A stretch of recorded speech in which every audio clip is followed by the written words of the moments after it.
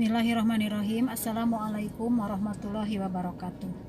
Innal hamdalillah nahmaduhu wa nasta'inuhu wa nastaghfiruh wa na'udzubillahi min sururi anfusina wa min sayyiati a'malina may yahdihillahu fala mudhillalah wa may yudhilhu fala hadiyalah.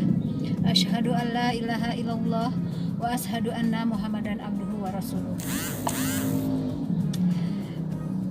Pertama-tama mohon maaf, Ambo bicara di sini bukan sebagai ustazah atau ahli agama.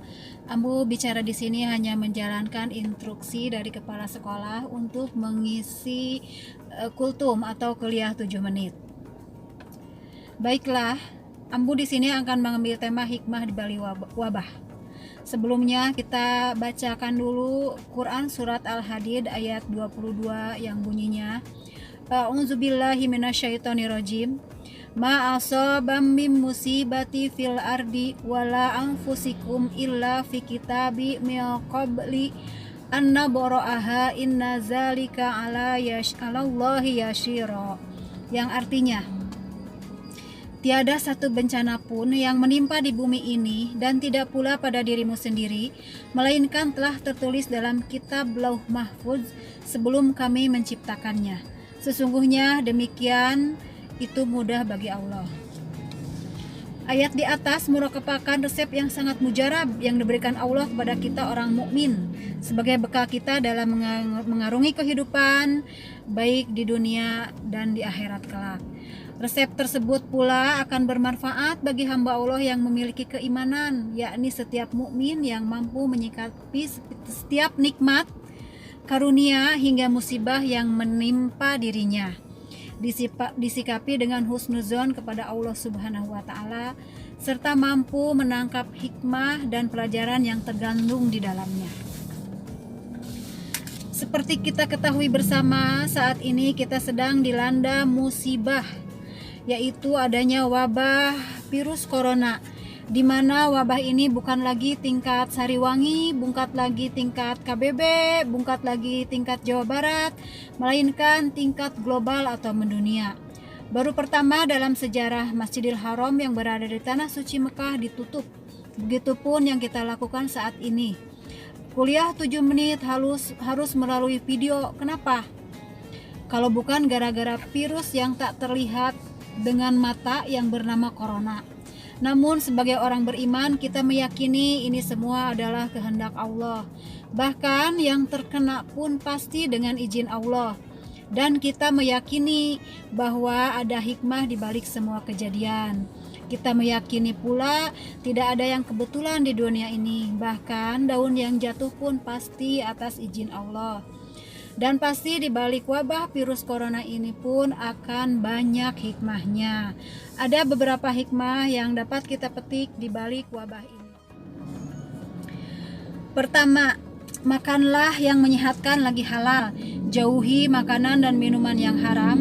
Bukankah awalnya virus muncul setelah binatang-binatang liar, buas, dan kelelawar dibantai dengan kasar atau dibakar hidup-hidup lalu dimakan.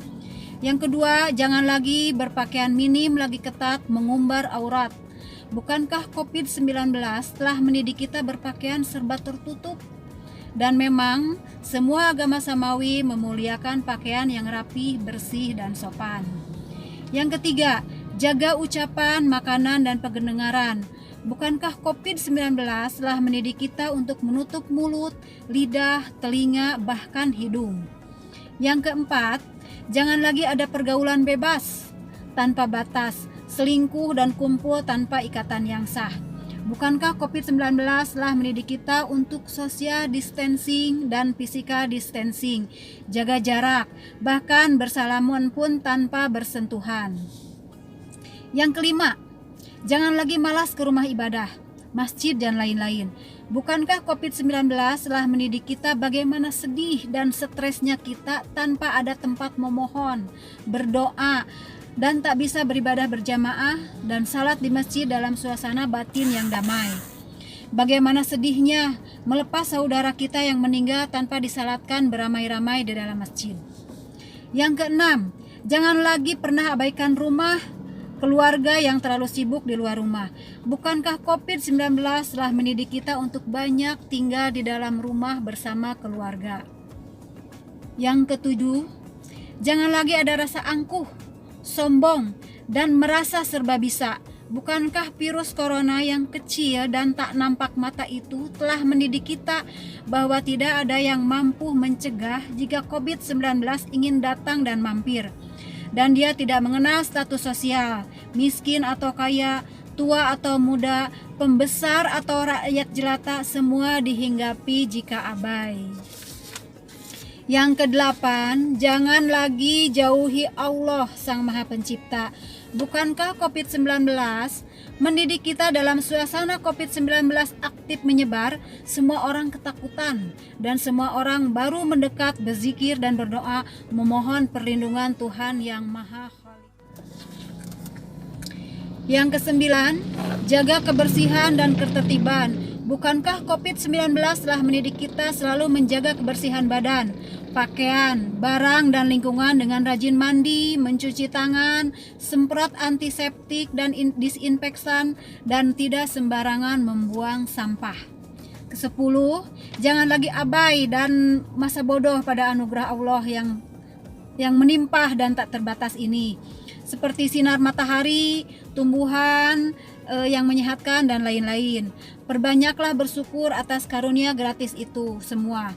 Bukankah COVID-19 mendidik kita agar rajin berjemur, berolahraga di pagi hari, rajin minum jahe, sereh, kunyit, lemon dan lain-lain agar daya tahan tubuh kita lebih kuat.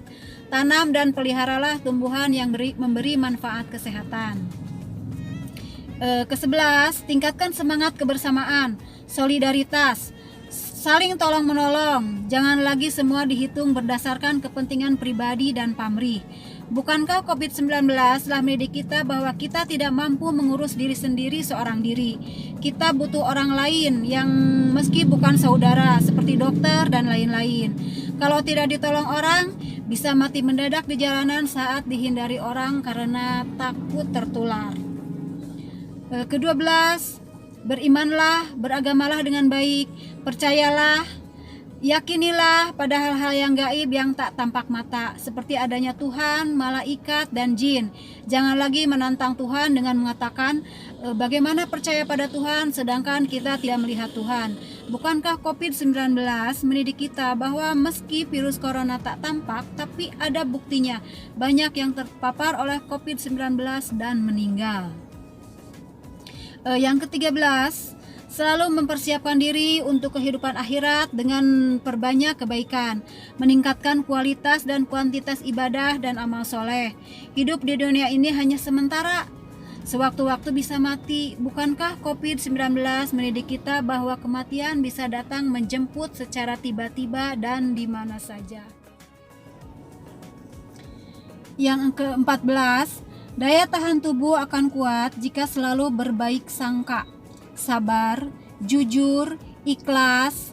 Daya tahan tubuh akan melemah saat pikiran dikuasai oleh dengki, fitnah, iri, hasut, ujaran kebencian dan cacian, seks bebas, seks sesama jenis, dan narkoba.